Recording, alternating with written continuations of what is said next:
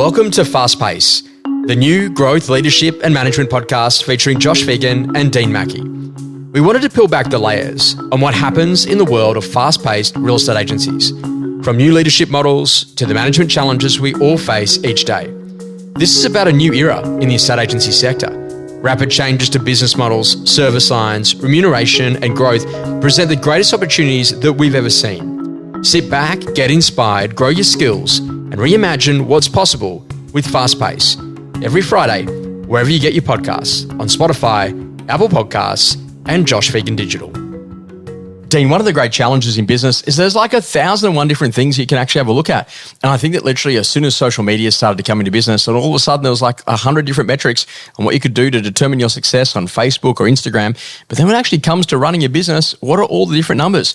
Are we looking at top line revenue? Are we looking at bottom line profit? What are the things that are really important for a business owner? Now, Dean, there's lots of areas that we could go here around sales, property management, actually running a really efficient business, really learning what it takes to be a great business owner. When you think about metrics, what are the things that you think about are really critically important at the different levels that you get to play the game? Thanks, Josh. I think that this is a great topic for all business owners. For me, it's one of those things, different metrics apply. I sort of have different things. There's a lot of them, like you said, there's different metrics across property management, across sales, and also then you got all the key financial metrics that you need to be across for your business generally. But depending upon where we're at, how we're tracking, what the business cycle looks like, what things look like going forward, it depends upon whether I'm in growth or it depends on trying to look for profit. It depends on whether I'm trying to buy or acquire something. All those metrics that I focus on will change. Look, there are some core things that we look at always, but there's things that you'll have more emphasis on than others. And it's simply about saying, well, how do you know your business? And do you have do you know what levers to pull to improve? It's as simple as that. You know, it's really knowing, are you on track or off track? So if you know that you've got a whole bunch of things that are on track, then really just look out by exception. So I'm really looking for exception outside of where we're at.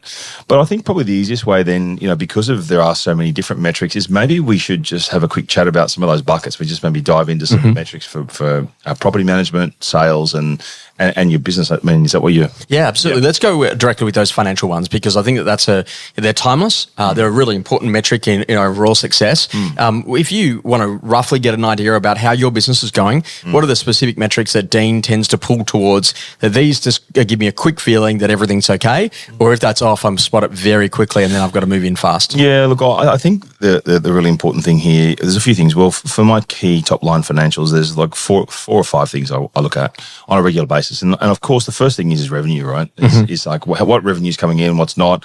And I'm looking at it sort of 90 to 180 days out. And it's hard for people to get visibility on that pipeline, but it's really crucial to do so because, you know, you've obviously got your settlements coming through, you got your exchanges coming in, you can do a reasonable forecast on cash flow, you can sort of then have a look reasonably what you've got on the market, pipeline, etc., and you can forecast out. So having some really good, and also comparing it to a budget, right? So we're quite, you know, just watching your revenue is one thing, but knowing if it's on track or off track versus budget is quite crucial. Like right now, we're in the middle of September as we're recording this, and you know, if I look at what we budgeted today, and if we went back Friday last week, it was sort of mid-month, and I had a look and I looked at it and I went, well, we're probably going to do a significant amount greater than what I realised even 2 weeks ago than what I would have forecast 2 weeks ago. So things will catch you by surprise. So it's really important, I think, to sort of have a 90-day review, but, you know, I'm reviewing things every week, mid-month, end of month, and just sort of setting like a rolling 90-day forecast for revenue performance. And then what that allows me to do, Josh, is if we're on or off track, I know what levers I can pull. Like, is there something that I can do in the business to try and drive revenue? It could very well be there's a whole bunch of parts of the business that are off track, might need some energizing. And then also what are you doing to generate leads and all these other little bits and pieces that you think, well, how do I actually grow revenue? It's a big bucket. There's a lot of things you can do in that. So I love that though, because there might be some early indicators. Like you might look at the total number of open homes that your business has got, or maybe the number of auctions ahead that are booked, or maybe you're having a look at the total number of appraisals that have actually gone into the system over the last 7 days.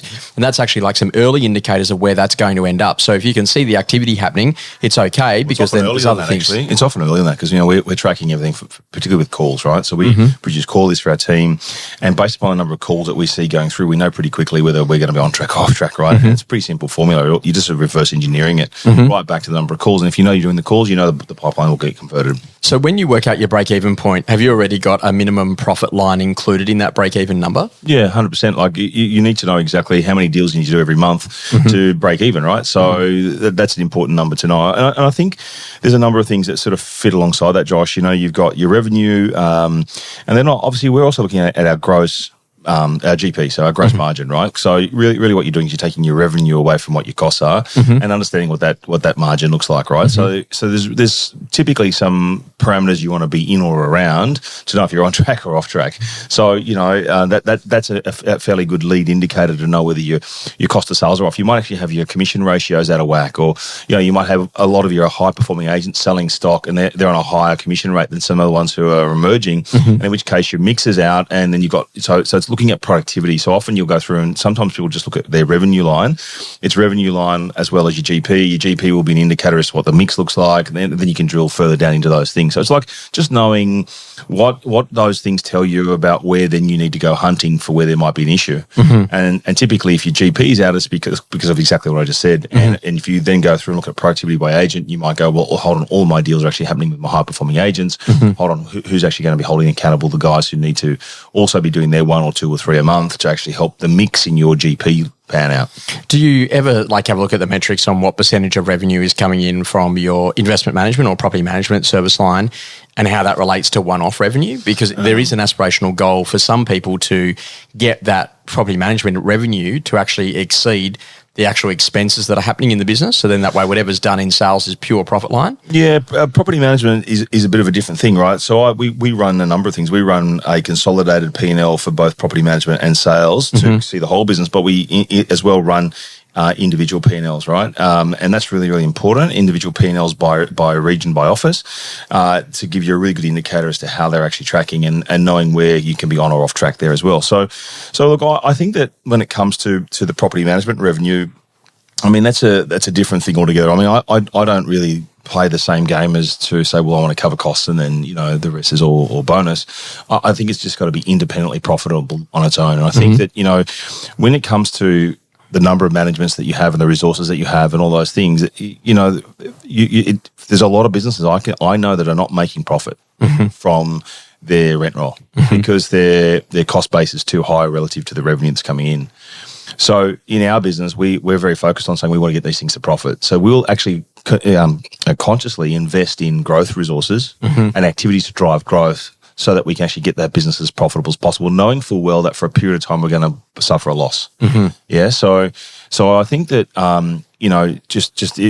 for a lot of us out there, some people wouldn't even know what their profitability of their rent roll is. They're focusing mainly on revenue because often they're running it under one consolidated P&L. So these are just decisions you need to make around what is it that you're after, what are you trying to achieve. Some people are just managing for profit, and some are managing for growth. So, and where some might have got caught out recently was a change in their funding costs. Yeah. So they didn't necessarily think that interest rates were going to go up that much on the rent roll that they bought maybe 18 months ago. And all of a sudden, that's a different conversation that now just changed the break even and what they've got to do to kind of get that thing profitable. Yeah, the break even changes because that affects your margin, it affects your net profit. Because when you start looking at what your net income is and you're taking out all of those costs, the interest and everything else, you can be left with a small amount. So yeah, I think a lot of people have been caught out by those extra servicing costs, and it's just chewing into margin. It's been coupled with obviously the higher as well as rising costs and also a bit of pressure on wages. So if you're not watching these numbers carefully, they can quickly sort of creep up on you. So the other thing I would say, if you're looking at overall stuff, is really your cash flow. Like really, revenue is one thing, but your cash flow is really king, right?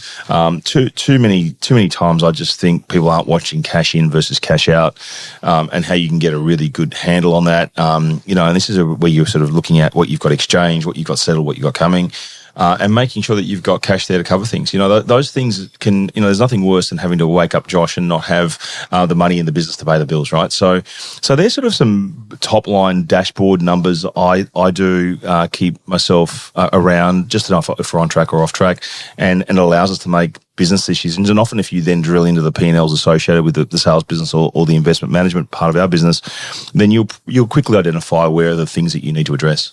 I think that's a really important conversation for everyone that, whatever strategies that you're putting in place, you need to make sure you got the tactics and you got the measurement. So although that might be the financials, Dean, if you go and have a look at, for example, sales, and you say that one of our strategies is recruitment, then what's the measurement of recruitment? So how many people are we getting face-to-face with? How many employment agreements have we got out there? What's the total number of new people that have actually joined the firm?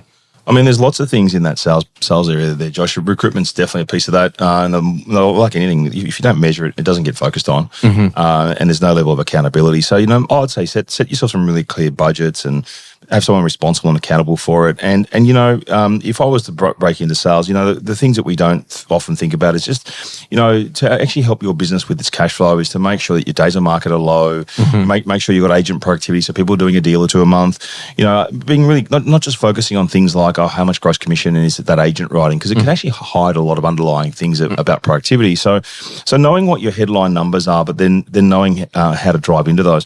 Hey, one of the other things before we go, I think that we're starting to realize too is just data analytics, right? Mm-hmm. So actually the numbers and the dashboard and the metrics around the analytics of your data, mm-hmm. That's probably the one area at the moment that we're putting a lot of energy into, because that drives significant outcomes. Like if you're running campaigns and you're doing stuff in a digital space and you're able to collect that data and use it in a meaningful way, it's a game changer. So we're just learning what that looks like too now. So our fourth bucket, which will, in addition to financials and property management and our investment management, will definitely be data analytics.